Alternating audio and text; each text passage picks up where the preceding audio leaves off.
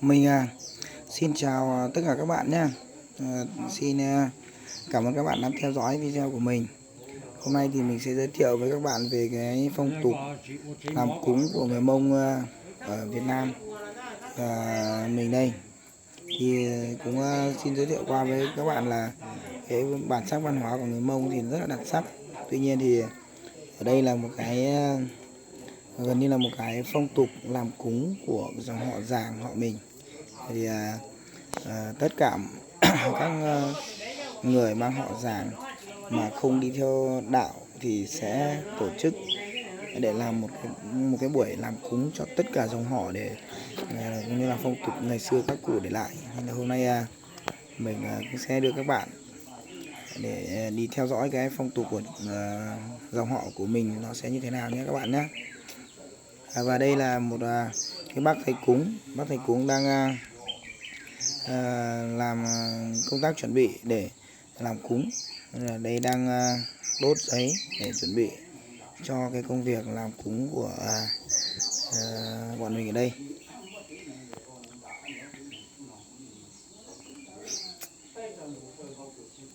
Về cái phong tục này của bọn mình ấy, thì cũng thưa các bạn là cái phong tục này thì thường là diễn ra trong vòng 2 năm một lần. Thì tất cả những người họ Giàng là sẽ ở các nơi, người ta sẽ thống nhất với nhau để tổ chức vào một ngày, thường là vào ngày 23, 25, 27 tháng 6 âm lịch hoặc tháng 7 âm lịch hàng năm để tổ chức làm cúng dòng họ Giàng bọn mình.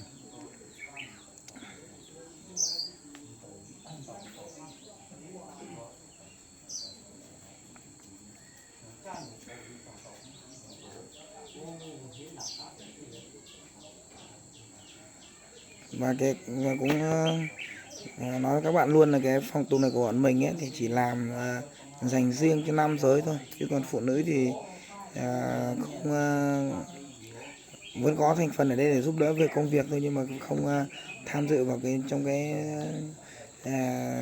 buổi làm cúng này. Chủ yếu làm để cho phù hộ cho các anh nam giới để đi đâu nó được thuận buồm xuôi gió thôi, chứ còn các cái chị em phụ nữ thì sẽ có một cái buổi khác để dành riêng cho chị em phụ nữ.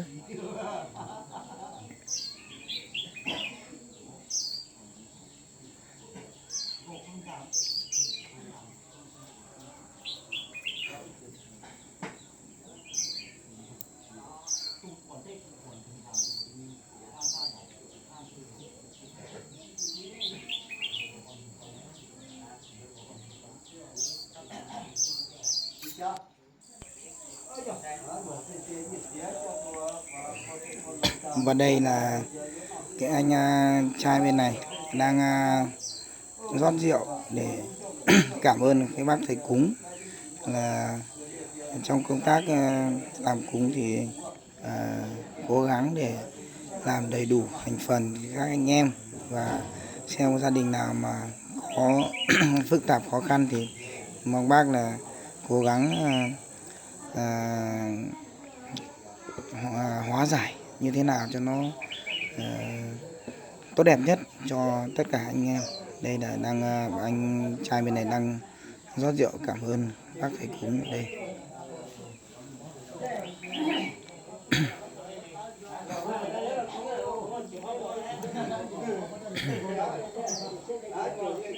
Sau cái công việc cảm ơn này thì cái anh trai và bác bên này sẽ là đeo cái túi. Ở đây là các cụ ngày xưa của người Mông bọn mình ở đây là tại vì ngày xưa là thời cổ chiến tranh nên là đi đâu thì phải đánh giặc ngoại xâm, thì phong tục này là để được bác thầy cúng này phải đeo một con dao tượng trưng cho cái kiếm và một cái nỏ tượng trưng cái cung. Trong cái túi này thì gồm có một cái nồi và một ít gạo, một ít muối, rồi là tất cả dụng cụ để đi đánh giặc. Thì chiến tranh ấy, gọi là chiến tranh ấy, thì còn được nấu nướng và sinh hoạt trong công tác là đi trong làm cúng thì cũng như là đi chiến tranh, thì để đảm bảo cho cái công tác ăn ở sinh hoạt của cái anh bác thầy cúng này.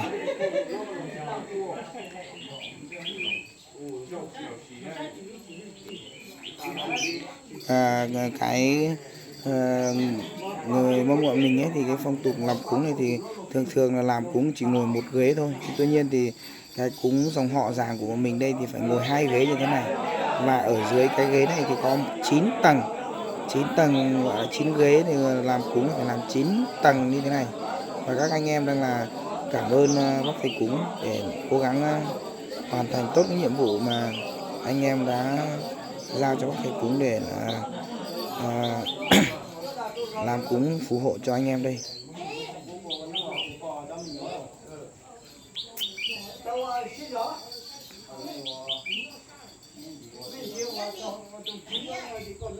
Sau cái này thì bác thầy cúng này sẽ bắt đầu để vào công tác chuẩn bị xong thì sẽ vào làm cúng. Và làm cúng khi nào bác ấy như người Mông người ta gọi là khi nào bác ấy gọi hết cái người mà đưa bác ấy đi, như là những cái ma mà đưa bác ấy đi gặp tổ tiên đấy, mà gọi xong thì sẽ anh em sẽ tổ chức là lấy những cái giấy màu đỏ, màu trắng, màu xanh để cắt thành những hình tượng con của người cắm ở đằng sau này. Nhưng bây giờ thì bác ấy đang chuẩn bị thôi, thì anh em chưa ấy, tí nữa đến cái đoạn đấy thì mình sẽ quay cho các bạn xem. Đây là bác đang làm cúng thì phải có một người ngồi bên cạnh này để có cái kẻng, nó gọi là chuông ấy, để cho bác ấy đi làm cúng cho nó được thuận lợi.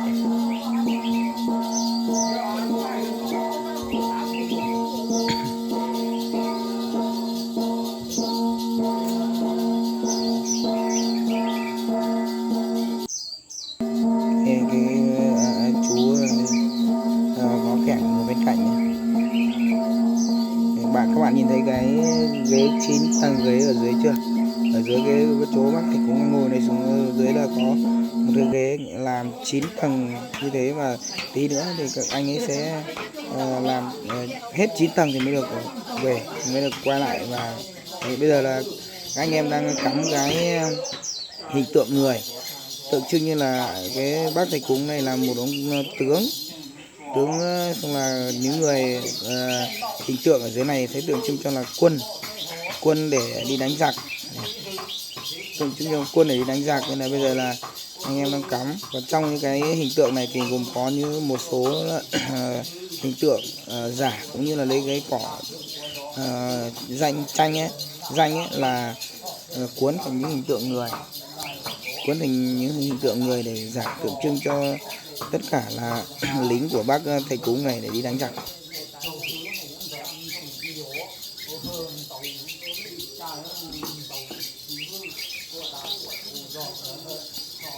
Anh em đang làm công tác cắm cái hình tượng này ở bên dưới bác thầy cúng này.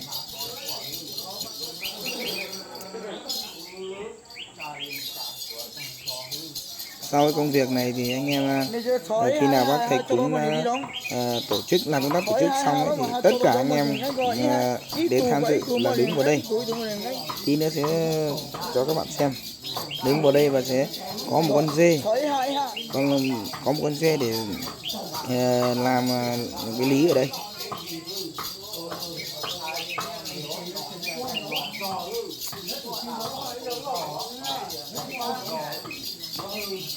Ủa, ý ha, ý tụi mình cái ý là chi á, thì gì với các trẻ đó.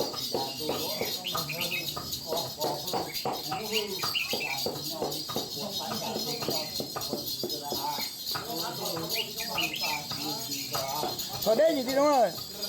Ở đây thì ha cho tao một chuyện ha, là tao chi ha.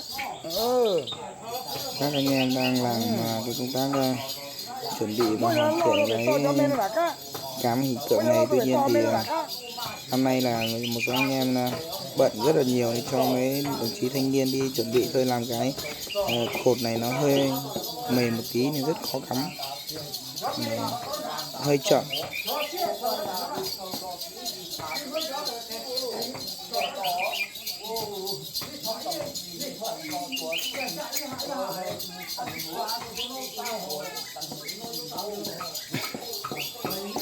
Trong cái hình tượng này thì ấy, gồm có chúng đi lấy cái cây, người Mông phong tục là lấy cây muối mà nó ra hoa ra quả mà nó ăn mà nó ngọt, muối mặn mặn ấy, để đéo thành những cây súng, những cây dao, rồi là những cái nỏ, tượng trưng cho là tất cả dụng cụ để đi chiến tranh.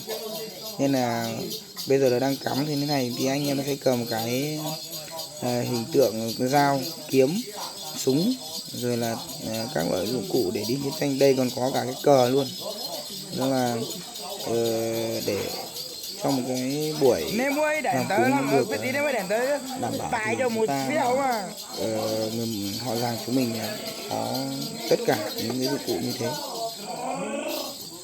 Trong công việc chuẩn bị này thì đã chuẩn bị từ một ngày trước rồi, tuy nhiên thì mình bận không có thời gian nên không quay được cái đoạn anh em đang chuẩn bị làm tất cả dụng cụ cho các bạn xem. Thì hôm nay thì mình sẽ chỉ quay cho các bạn xem về cái nội dung chính của cái buổi làm cúng ngày hôm nay thôi. Cái buổi làm cúng này thì nó sẽ diễn ra từ lúc bắt đầu đến khi mà làm xong ấy, thì nó vào khoảng tầm 2 đến 3 tiếng. 2 đến 3 tiếng thì mới xong được, có thể dài hơn, có thể nếu anh em đông ấy thì bác này phải đi tất cả mỗi nhà một lần thì nó sẽ có thể cả ngày luôn. Tuy nhiên thì bây giờ thì anh em thì cũng thứ nhất là rút gọn là những cái thôn sở tại mà được đang khai cái buổi làm cúng này thì sẽ đi từng nhà một, còn những cái thôn ở khác thì sẽ chung làm chung cho nó dễ. Nên là bây giờ thì cũng hạn chế, từ ngày xưa các cụ làm thì một cái buổi làm cúng như thế này cho dòng họ như thế này thì nó sẽ mất từ buổi sáng 7 giờ đến khoảng 3 giờ chiều mới hết, nhưng mà bây giờ thì nó đỡ hơn nhiều rồi. Bây giờ thì người ta cũng rút gọn đi nên là cũng chỉ mất khoảng 3 đến 4 tiếng. Tuy nhiên thì vào cái mùa nắng khô như thế này thì cái bác thầy cúng này cũng rất là mệt và toát mồ hôi luôn. Và như vậy thì cũng do thời gian và cái điều kiện của bây giờ là nó cũng có điều kiện thì anh em bật quạt cho bác, tuy nhiên thì cũng rất là mệt. Nếu như là một người bình thường mà không biết cái gì thì chắc chắn là sẽ không chịu nổi. Tuy nhiên thì các bác ấy thì được cái này mình duy tâm thì không biết là có thật hay không, nhưng mà được các thần phù hộ nên làm trong vòng 3-4 tiếng như vậy mà khi các bác làm xong các bác vẫn bình thường như cũ. Nếu như là mình thì bản thân mình mà nếu ngồi trên cái ghế này khoảng 2 tiếng 3 tiếng mà cứ rung như thế này chắc là mình không chịu nổi mất.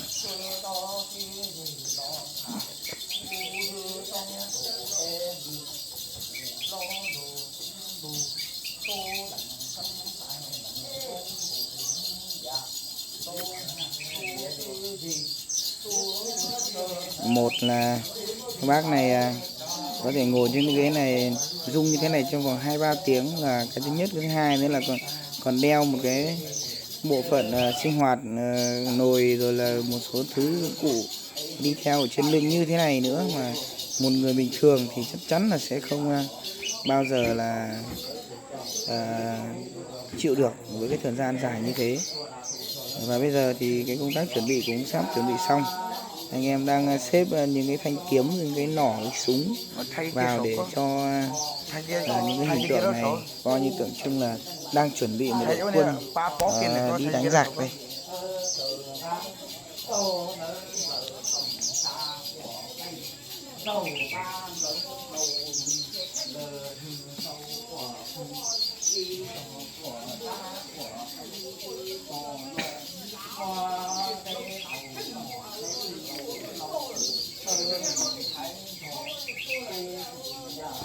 Các bạn nhìn thấy nó có sặc sỡ không? Rất sặc sỡ đúng không? Có tất cả các màu đỏ, xanh, tím, vàng đây.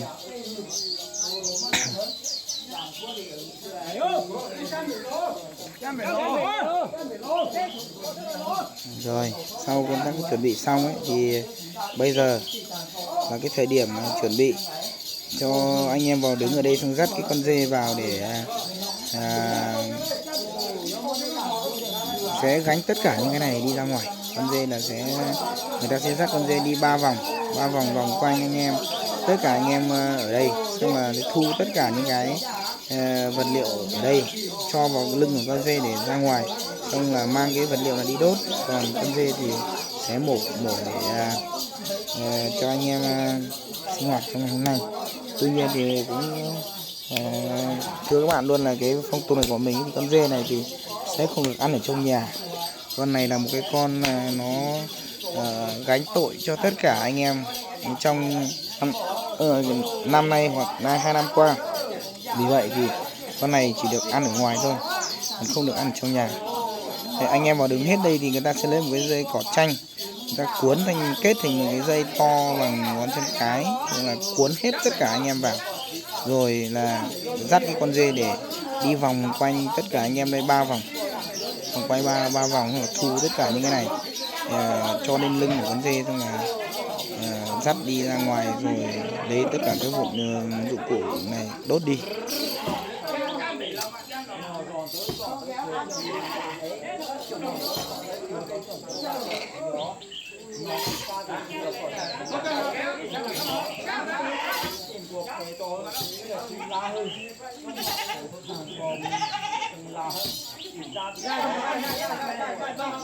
Đây các bạn nha, đây là hai người dắt dê này ấy, thì là không phải người của dòng họ Giàng nhé. Hai người này thì mình phải nhờ hai cái người anh em họ khác đến để làm cái thủ tục này, để anh em chỉ việc đứng trong này, xong rồi là lấy hai anh em này là sẽ lấy con dê dắt 3 vòng đi qua tất cả anh em, để sau khi đó thì sẽ thu cái này lại.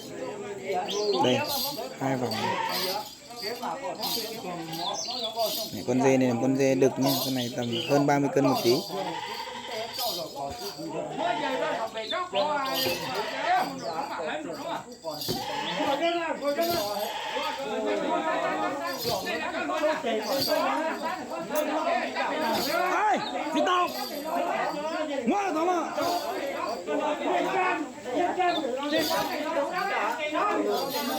Đây cái anh này, cái đồng chí trẻ con này không biết luật này, mình mang ra chỗ khác nhưng mà đây mình không cho anh bạn ấy ăn đi.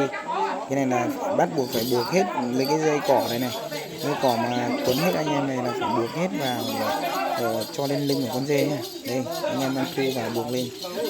Bạn này bạn không biết gì nên bạn định cầm những cái số này đi ra chỗ khác nhưng mình không cho bạn mang đi. Đây. Con dê đang được để ở dưới mà đây các bạn nhìn thấy chưa? Thế cho hết lên lưng rồi buộc cái dây này vào nha, anh em sẽ mang ra ngoài.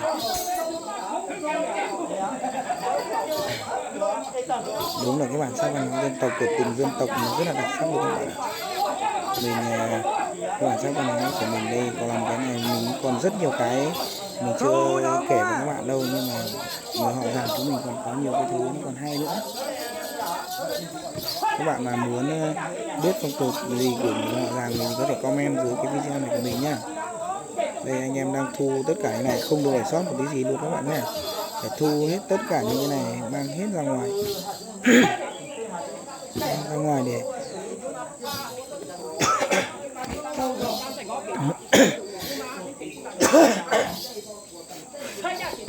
mang hết cái này ra ngoài để đốt cái anh này anh đang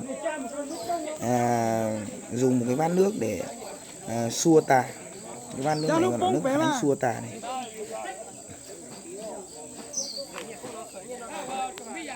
Đây anh em đang mang cái con dê ra ngoài này rồi là lấy cái tất cả những cái vật liệu dụng cụ đấy để đốt đi, và lại sẽ mổ con dê ở đây, mổ con dê ở ngoài này. Con dê này thì không, từ hiện giờ này là sẽ không được mang một cái thứ gì, bộ phận gì trong cái con dê này ra ngoài vào trong nhà nữa, mà chỉ để tất cả ở ngoài thôi.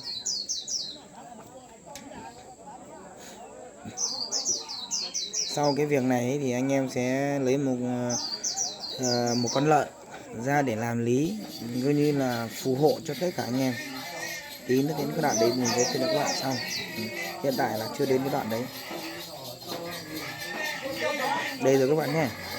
Đây là cái nội dung là sẽ lấy con lợn đấy, anh em đứng hết vào đây xong rồi sẽ lấy cái con lợn, một con lợn về để bác thầy cúng này, bác độ trì phù hộ cho tất cả những anh em họ Giàng của mình đây nhé.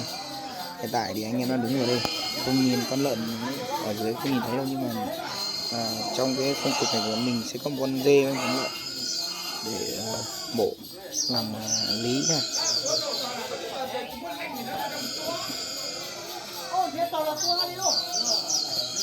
Đây các bạn nhìn thấy chưa, con lợn người ta đang giữ đây đây. Lấy ra lệnh cho. Người ta đang giữ con lợn ở đây. Có cả các cụ già rất già, 7-80 tuổi cũng lên đến để tham dự nhé.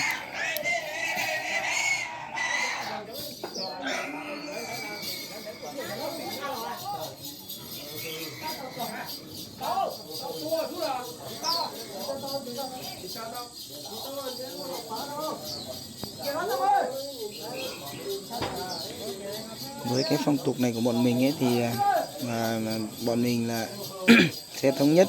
Ví dụ năm nay thì cúng ở cái làng này thì 1 năm rưỡi, 2 năm sau thì sẽ thống nhất cúng ở cái làng khác. Tuy nhiên thì ở cái chỗ hiện hôm nay mà mình cúng ở đây thì anh em thì cũng rất nhiều nơi đến đây rất đông. Tuy nhiên thì ở đây thì chỉ có duy nhất là một hộ cái chú đấy, nhưng mà đang cai cái lễ làm cúng này là mỗi một nhà ở cái làng này thôi, nên là anh em cũng không được đông đủ như mọi nơi nữa. Nếu như mà ở đây mà không phải là ở đây mà ở chỗ mình hoặc là ở nơi khác thì anh em sẽ đông hơn này rất là nhiều luôn.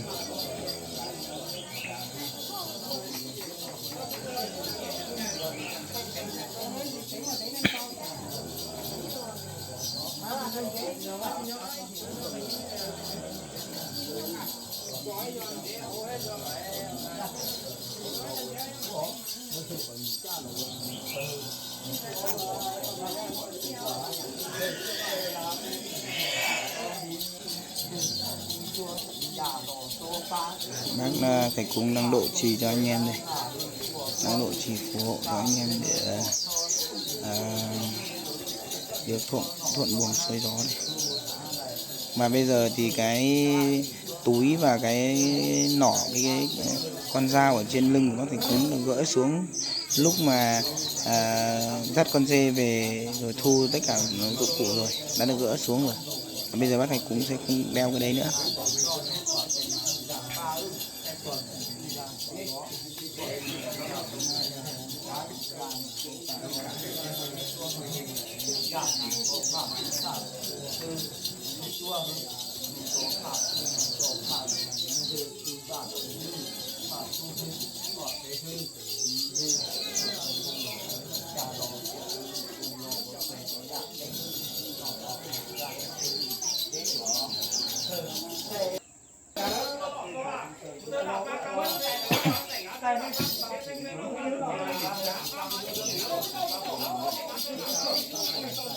Mình không biết là ở nơi khác thì có cái phong tục này hay không.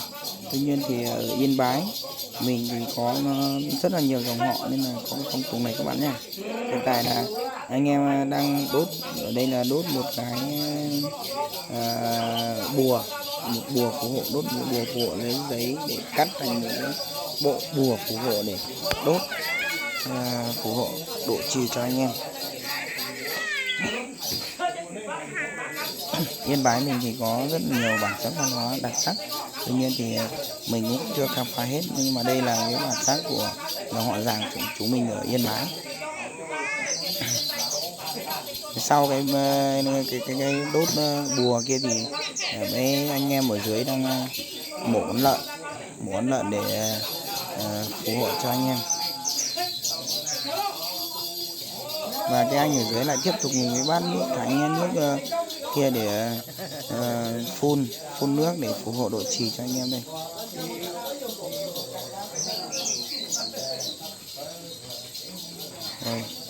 Đây, cái công tác này đang xong và anh em đang ra ngoài.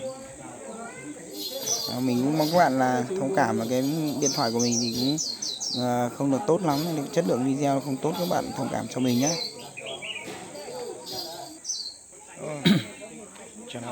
Ánh sáng nó của cái trong nhà này nó không được tốt, nên là cái chất lượng video không được tốt lắm. Mong các bạn thông cảm. Nhưng khu vực này của cái chú này cũng rất là rộng. Và sau một cái thời gian làm cúng ấy, thì đây đang công tác chuẩn bị nấu nướng sinh hoạt cho anh em. Đây là anh em đang làm lông dê. Làm lông con dê ở đây, con dê này hơn 30 cân các bạn nhé. Hơn 30 cân và anh em đang làm công tác chuẩn bị đây. Cái bạn này là bạn rất nhiệt tình luôn này. Bạn này rất nhiệt tình, bạn này ra đây để hộ các anh em luôn này. Bạn rất nhỏ, bạn rất nhiệt tình.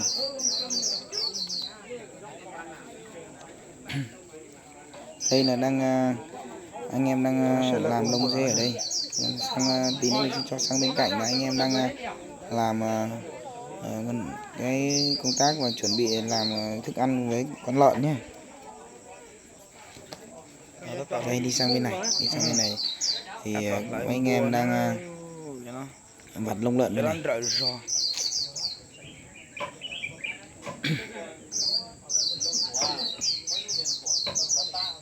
Đây các bạn nhé, anh em bên này là con lợn nó dễ hơn nên là anh em đã cơ bản là đã xong rồi. Chỉ còn cái phần thui qua cái lớp bên ngoài rồi thôi, chứ còn anh em bên này là con lợn này nó sẽ dễ làm với con dê kia nhiều, nên là anh em đã như công tác làm thức ăn là chuẩn bị xong rồi đấy.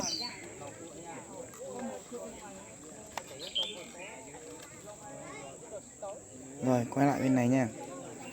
Đây bây giờ anh em đang làm đang thui dê đây, thui con dê ở đây.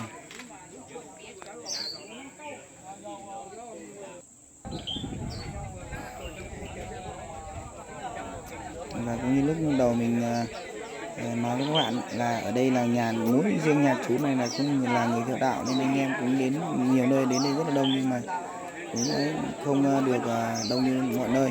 Và bây giờ là cái công tác sinh hoạt của anh em đây. Sau cái buổi làm cúng thì anh em tổ chức sinh hoạt ăn cơm ở đây, xong thì ai sẽ về nhà đấy. Rồi mình xin được cảm ơn các bạn rất nhiều nhé. Các bạn muốn biết gì về phong tục tập quán của người Mông vùng cao Tây Bắc Yên Bái mình thì các bạn thì comment xuống video của mình nha. Mình xin chào các bạn và hẹn gặp lại các bạn trong cái video sau nha.